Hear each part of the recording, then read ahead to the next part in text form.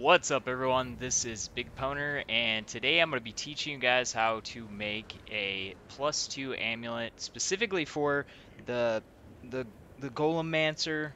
Um, the reason why I'm doing this, I'm actually not playing the Golem-mancer, but a friend was making one, so he's letting me go ahead and make some content for you guys. He also wanted me to go and point out for you guys the cost on these right now. Very starting on these is 15 EX. And this is just, obviously, as you can see, the stats on here aren't great. This is just for basically slamming these two together. The cheapest one in the market is 15 salt. So obviously, if you're trying to make this, you can save yourself a ton of currency by doing this. Obviously, there's ones that are more expensive. This one actually looks pretty nice. We've got a tier 1 global crit multiplier. We've got the power frenzy endurance generators, and we've also got the physical multiplier on here. So they've already put some nice stuff on there. So their asking prices, there's actually some stuff going into it, but those would actually be not the worst things to add. The critical strike multiplier, re-rolling that can get really expensive because of the cost of those jewels, but it's something to keep in mind if you're just looking for something like this in this price range. The 4 EX cost of the Awakener's Orb is the only thing that we're going to be seeing on this.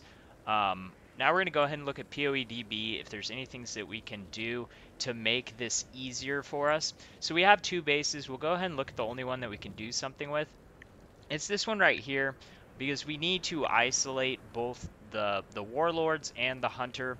The strength on the hunter, what do I mean by isolate? It means that it has to be the only influence modifier. If you're not used to crafting with Awakener's Orbs, that's what I'm referring to.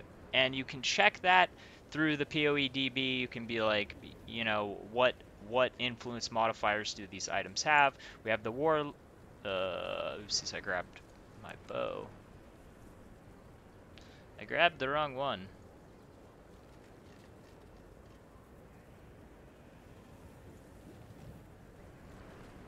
Okay, so here we are. So we've got the warlords. In the top, we've got the physical or fire. So this is one physical. That's the reason why we're looking at this one, because there's one physical here. As you can see when you click in on this, it's physical gem level. So we can target that one to give ourselves a better chance of getting that on there. Now we need to see what else can show up on it. So we have the physical to attacks. We also have the physical leech.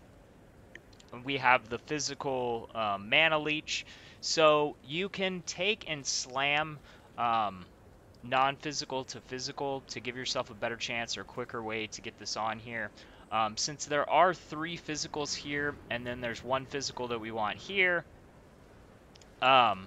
it's not going to be a guaranteed thing. We also have this, the physical fire damage modifier, so it's not guaranteed. You could possibly save yourself if you have non-physical to physical. This could be a way to get it quicker, you know, giving yourself better chances. It is a 500 stat, so it's not impossible to hit this, but you might also just want to go with crafting more physicals on the actual seeds, like do physical seeds, and then use the base to search for it basically by just spamming physical modifiers or physical with more physical modifiers. So that's a way that you can use the harvest to try to get that. Unfortunately for the hunter one, this is only at the gem level tag, so the only way you're going to be able to get this is basically by spamming it. You can do that with orbs of alteration, or you could do the scour and then alchemy method. And then once again, you're going to have to make sure that it's isolated. With a lot of the other modifiers that are going to be on this item, you're going to be able to remove most of them. There's a few that you won't be able to, like this one right here, or you know, physicals.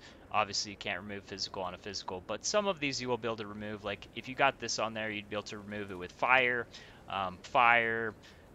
There's some of them that you'd be able to remove. So if you wind up in that situation where you have that one and something else, see if you have an easy way to guaranteed remove that. Otherwise, you're kind of just in a situation where you're going to kind of have to gamble with Orbs of Alteration. But all of that being said, the total cost of that shouldn't be more than a few exalts to get those two things isolated. You could also go to the market and see if you can just buy the base that already has that on there. People do sell those bases. You could look for those. But specifically, if you're looking for those bases, make sure that it only has the one tag, because you don't want to wind up in a situation where you have to take and you buy a base, spend a decent amount for the base, and then you have to gamble to remove what's on there. So that's something that you're going to want to pay attention to. So for this, the base that we're going to want to be keeping is this one right here. This is going to be the base that we're going to be destroying. He wants to keep the Onyx base. So with the Awakener's Orb, it gives you a description on it. We'll go ahead and close this because we're done looking at that. We're going to click the one that we want to destroy first, and then we're going to click the Keeper base. And, ooh, this turned out very nicely for him. So this is actually a super good roll. The bottom, that all elemental resistance, isn't the best thing because that's going to be hard to remove, but we did get a tier 2 crit multiplier, which is a really good roll.